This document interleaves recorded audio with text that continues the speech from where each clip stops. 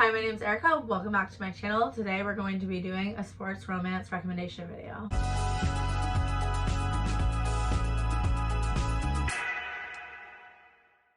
So sports romance is one of my favorite subgenres of romance. It probably is my favorite subgenre of romance, and it's one of the first couple of books I ever tried in the romance genre were sports romances, and it just has a really special place in my heart. There's something about a hot athlete who is dedicated and has a busy schedule and could get anyone they want, but they want their heroine. Something about that I really, really love. So we're going to jump right in. I have a few recommendations. This video shouldn't be too long, but my first one is Home Game by Audette Stone. So I read this like in the summertime this year, and it was just so cute.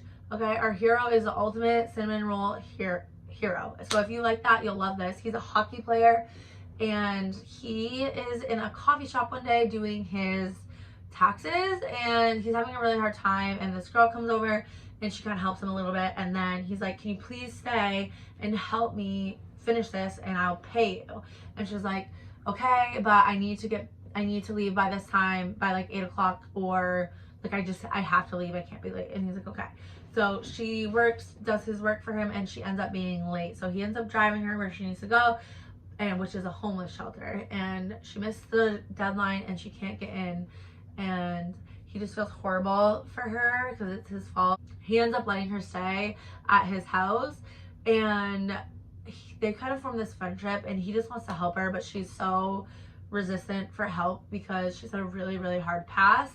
And this romance is so sweet. I thought the third act breakup was done really, really well. And like I said, this hero is just like the ultimate cinnamon roll ever. And yeah, this romance was just really sweet. I really enjoyed it. I want to read more by Audette Stone. I haven't gotten to them yet, but I really want to. So yeah, hockey romance, cinnamon roll hero. The heroine has a really damaged past. Check this one out. It's so good.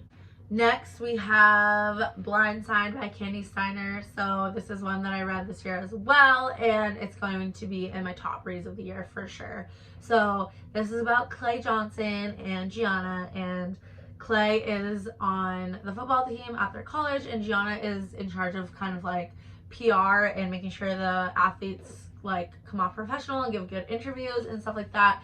And Clay has just ended, well, I think he got broken up with his long-term high school sweetheart.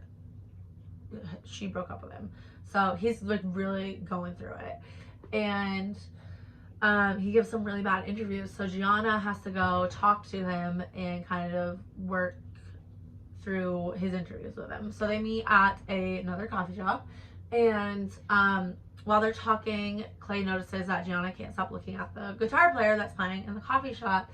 So he strikes a deal with her that if they fake date, that will make this guitar guy notice her and get him to take her out on a date, and it will also make his ex-girlfriend jealous.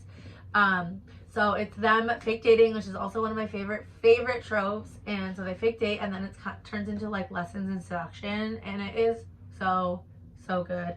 Clay also reads Gianna's romance books to see like what kind of things she likes, and when I tell you this book is so good, this book is so good. I loved every second of it. If you like fake dating, if you like lessons of seduction, Gianna's a virgin, so if you like that trope, it's just really good. Clay is amazing, and this book, I flew through it. So if you like football romances, give this one a try. Next, we have Fighting Silence by Ali Martinez, and this is about a boxer and it's friends to lovers. So we have our hero who, like I said, he's a boxer. He has a really, really bad family dynamic and past, and he's trying to take care of his two younger brothers and keep them out of foster care.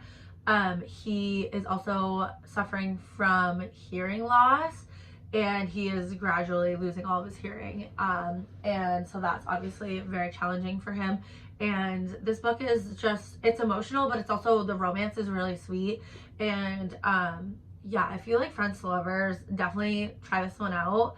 It, like I said, very emotional, but really, really good. And I read this one quite a while ago, so I'm a little bit blurry on all the details, but I remember really, really loving it. and it being pretty emotional. So if you're down for an emotional sports romance, definitely give this one a try.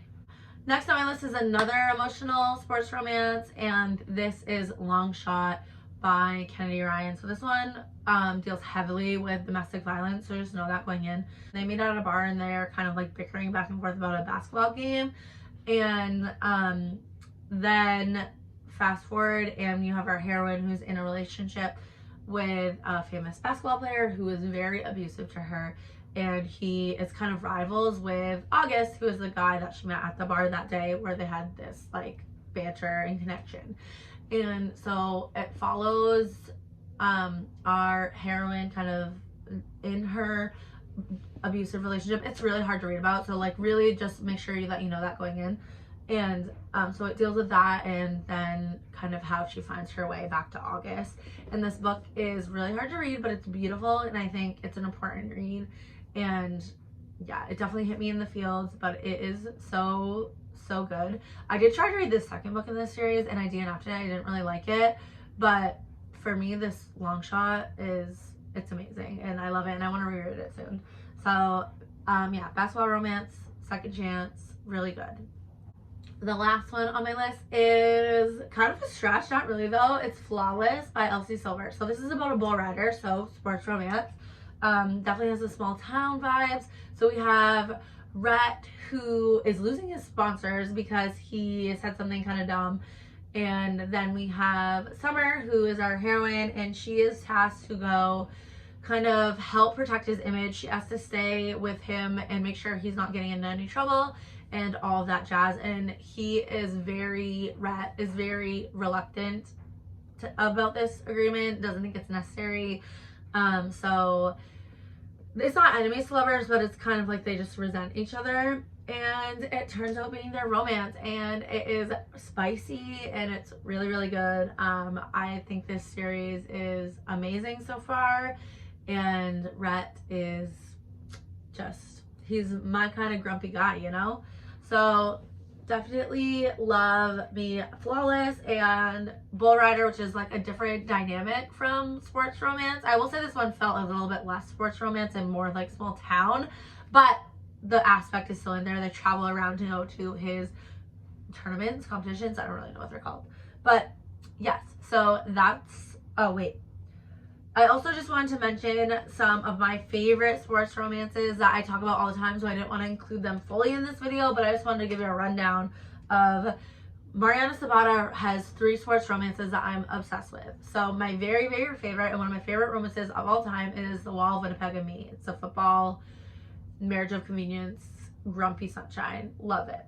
Lukov with Love, and that is an ice skating romance and very good. Love that one too. That's my least favorite of the 3, but still like an amazing book.